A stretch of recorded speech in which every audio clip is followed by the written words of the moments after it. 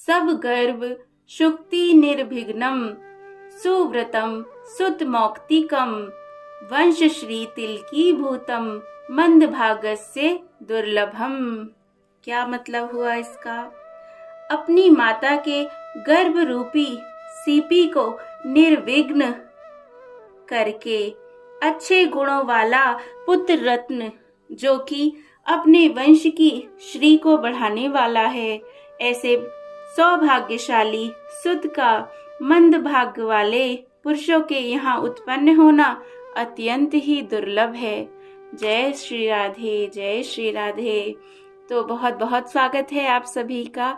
चैतन्य चरितावली में हम श्रवण कर रहे हैं श्री चैतन्य महाप्रभु के बालपन को।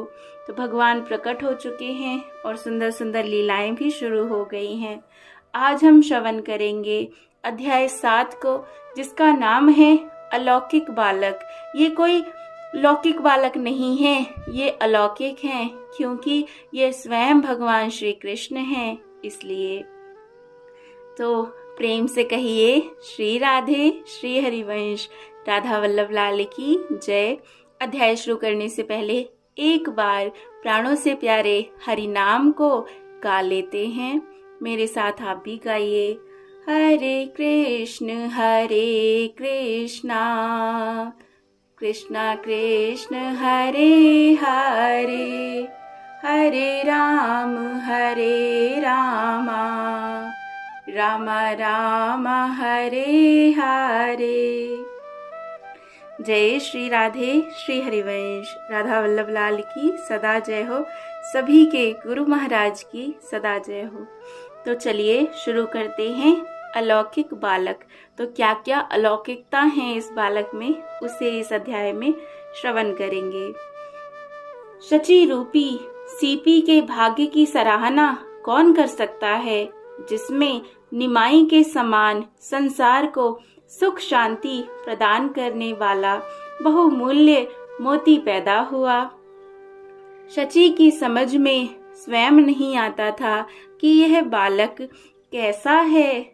इसकी सभी बातें दिव्य हैं, सभी चेष्टाएं अलौकिक हैं।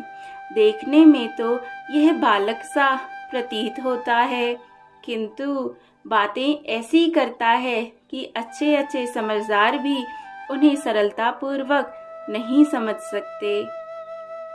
कभी तो उसे भ्रम होता और सोचने लगती कि यह कोई छद्मवेश बनाए महापुरुष या देवता मेरे यहाँ क्रीड़ा कर रहे हैं, और कभी कभी मातृ स्नेह के कारण सब कुछ भूल जाती। एक दिन माता ने देखा कि घर में बड़े जोर का प्रकाश हो रहा है। बहुत से तेजपूर्ण दिव्य दिव्य पुरुष निमाई की पूजा और स्तुति कर रहे हैं। यह देखकर माता को बड़ा भय मालूम हुआ। वे जल्दी से घर के भीतर गईं। वहां जाकर उन्होंने देखा निमाई सुखपूर्वक शयन कर रहे हैं। यह बात शची देवी ने अपने पति पंडित जगन्नाथ मिश्र से कही। मिश्र जी ने कहा, हम तो पहले से ही जानते थे यह बालक कोई साधारण पुरुष नहीं है। इसी प्रकार एक दिन आंगन में ध्वजा, वज्र, कुश आदि शुभ चिन्हों से चिन्हित छोटे छोटे पैरों को देखकर शची देवी विस्मित हो गईं। उन्होंने वे चरणारविंद चिन्ह मिश्र जी को भी दिखाए।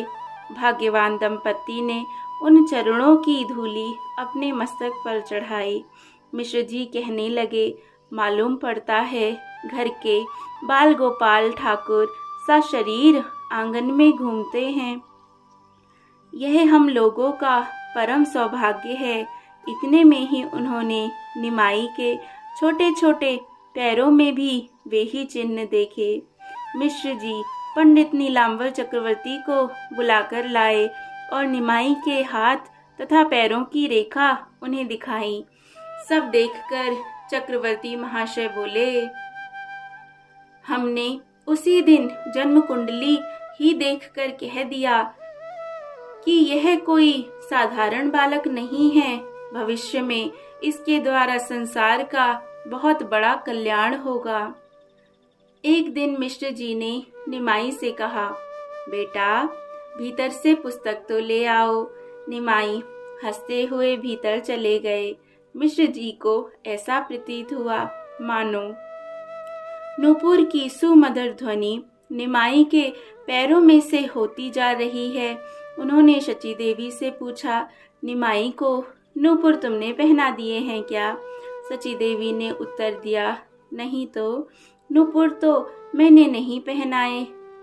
देखते नहीं हो उसके पैरों में सिवाय कड़ुलों के और कुछ भी नहीं है। मिश्र जी सब समझकर चुप हो गए। निमाई पुस्तक रखकर चले गए। एक दिन ये अपनी माता से किसी बात पर झगड़ बैठे। चंचल तो थे ही, किसी बात पर अड़ गए। माता ने बहुत मनाया, नहीं माने। तब माता रोष में भरकर बाहर जाने लगी। इन्होंने अपने कोमल करों से माता पर थोड़ा प्रहार किया।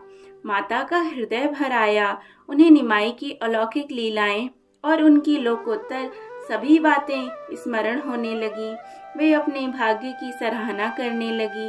इसी बीच में उन्हें अपनी दरिद्रता पर भी उसका भी स्मरण हो आया। दुख के बीच में माता अधीर हो उठी और वहीं मूर्छित होकर गिर पड़ी। पास पड़ोस की स्त्रियां सची माता को पंखा आदि से वायु करने लगी। निमाई घबरा गए। माता की ऐसी अवस्था देखकर उनके होश उड़ गए। वे स्त्रियों से पूछने लगे, माता किस प्रकार अच्छी हो सकेंगी? उनमें से किसी स्त्री ने कह दिया, यदि 2 ताजी नारी के ला सको और उनका जल इन्हें पिलाया जाए तो ये अच्छी हो जाएं। यह सुनकर ये दौड़े दौड़े बाहर गए। थोड़ी ही देर में 2 बड़े बड़े ताजा नारिकेल लेकर घर में वापस आए। नारिकेल फाड़कर उसका जल शची माता के मुंह में डाला गया। धीरे धीरे वे होश में आने लगी। जब वे खूब होश में आ गईं, तब ये उनसे लिपटकर खूब रोए और रोते रोते बोले, माँ, ना जाने मुझे क्या हो जाता है जो तुम्हें इतना तंग करता हूँ। मेरी माँ, अब कभी भी ऐसा काम नहीं करूँगा। एक दिन ये वैसे ही रोने लगे और खूब जोर जोर से रोने लगे। माता पिता ने इन्हें बार बार समझाया, पुचकारा, बहलाया, किंतु ये मानते ही ना थे। बराबर रोते ही जाते थे। अंत में माता ने पूछा, तू चाहता क्या है? क्यों इतना रोता है? मुझे सब बात बता दे। तू जो कहेगा वही चीज तुझे ला दूंगी। आपने रोते ही रोते कहा, जगदीश और हिरण्य पंडित के घर जो आज ठाकुर जी के लिए नैवेद्य बना है, उसे ही लेकर हम चुप होंगे। जय जय जय जय। यह सुनकर सभी चकित हो गए। किसी का भी साहस नहीं पड़ता था कि उनके घर जाकर बिना पूजा किए नैवेद्य को लाकर बालक को दे दें। सभी चुप होकर एक दूसरे के मुख की ओर देखने लगे। निमाई फूट फूट कर रो रहे थे। माता ने बहुत समझाया, बेटा, पूजा माई की चीज है। जब तक भगवान का भोग नहीं लगता तब तक नहीं खाते। पूजा हो जाने दे, मैं जाकर उनके घर से ला दूंगी। बिना पूजा किए जो बच्चे मिठाई को खा लेते हैं उनके कान पक जाते हैं। रोवे मत, ये तेरे सब साथी तेरी हंसी करेंगे कि निमाई कैसा रोने वाला है। माता की इन बातों का निमाई पर कुछ असर नहीं हुआ। वे बराबर रोते ही रहे। किसी ने जाकर उन ब्राह्मण से ये बात कह दी।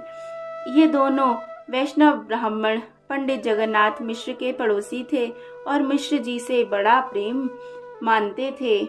निमाई उनके घर बहुत जाया आया करते थे। इस बात को सुनकर उनके घर के सभी लोगों को बड़ा आश्चर्य हुआ कि निमाई को यह कैसे पता चला कि हमारे घर आज भगवान के लिए नैवेद्य तैयार हो गया है। कुछ भी हो, वे बड़ी प्रसन्नता से नैवेद्य लेकर निमाई के पास आए। निमाई ने सभी सामग्रियों में से थोड़ा थोड़ा लेकर खा लिया। तब वे शांत हुए। जय हो। माता को इनकी ऐसी बातों पर बड़ा दुख हुआ। वे सोचने लगी, इस पर जरूर कोई भूत पिशाच आ जाता है, इसीलिए उन्होंने देवताओं के नाम से द्रव्य उठाकर रख दिया, देवियों की पूजा की और बहुत सी मनौतियां भी मांगी। वे निमाई की ऐसी दशा देखकर मन में किसी अशुभ बात की शंका करके डर जाती और बच्चे की मंगल कामना के निमित्त भांति भांति के उपाय सोचती। यही तो होता है ना माता का हृदय। धीरे धीरे इनकी अवस्था 5 साल के लगभग हुई। पिता ने इनका अक्षरारंभ कराया। लिखने के लिए हाथ में पट्टी और खड़िया दी। भला इन्हें क्या पढ़ना था, ये तो सभी कुछ पढ़े पढ़ाए ही आए थे। पिता को दिखाने के लिए तो कभी ये पट्टी पर कुछ उल्टी सीधी लकीरें करने लगते, किंतु वैसे पढ़ते कुछ भी नहीं थे। खड़िया को लेकर शरीर से मल लेते, लंबे लंबे माथे पर उसके तिलक लगा लेते और माता से कहते, अम्मा तेरे घर में एक परम वैष्णव आया है, कुछ भिक्षा देगी। माता इनके तिलक को देखती और हंस पड़ती, गोद में बिठाकर मुख चूमती और कहती, बेटा इतना उपद्रव नहीं किया करते, कुछ पढ़ना लिखना भी चाहिए। अब तो निरा बालक ही नहीं है, तेरी बराबरी के ब्राह्मण के बालक पोथी पढ़ लेते हैं, तू वैसे ही दिन भर इधर उधर खेलता ही रहता है। ये माता की बातों को सुन लेते और मुस्कुरा देते। खा पीकर जल्दी बालकों में खेलने के लिए भाग जाते। सभी बालकों को लेकर ये उन्हें नाचना सिखाते। 3-3, 4-4 बालक मिलकर हाथ पकड़ पकड़ कर नाचते और घूमते घूमते कभी चक्कर आने से धूली में गिर पड़ते, कभी ऊपर हाथ उठा उठाकर हरि बोल कहकर खूब नाचते। इनके साथ साथ और बालक भी हरि बोल की उच्च ध्वनि करने लगते। रास्ता चलने वाले लोग इनके खेलों को देखकर खड़े हो जाते और घंटों इनकी लीलाओं को देखते रहते वहां खड़े होकर। बहुत से विद्वान पंडित भी उधर से निकलते। बच्चों के साथ निमाई को नाचते देखकर उन्हें अपनी पुस्तक की विद्या पर बड़ी लज्जा आती। उनका जी चाहता कि सब कुछ छोड़ छाड़ कर इन बच्चों के साथ ही नृत्य करने लगे, किंतु लोक लज्जा उन्हें ऐसा ना करने के लिए विवश करती। इस प्रकार ये खेल में भी बालकों को कुछ ना कुछ शिक्षा दे देते। पिता इन्हें जितना ही पढ़ाना चाहते थे, ये उतने ही पढ़ने से भागते थे। ज्यों-ज्यों इनकी अवस्था बड़ी होती जाती थी, त्यों-त्यों चंचलता भी पहले से अधिक बढ़ती जाती थी। जय जय श्री राधे, जय जय श्री राधे श्याम।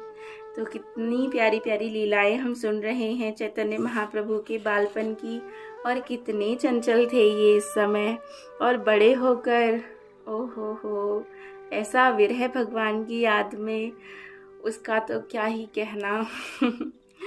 श्री जी की अपार कृपा हम सब पर बरसती रहे। हो सके तो सभी स्वाध्याय करें किसी न किसी ग्रंथ का। जय जय श्री राधे।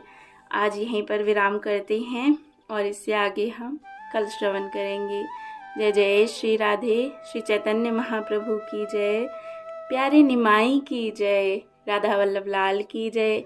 श्री हरिवंश। श्री राधे।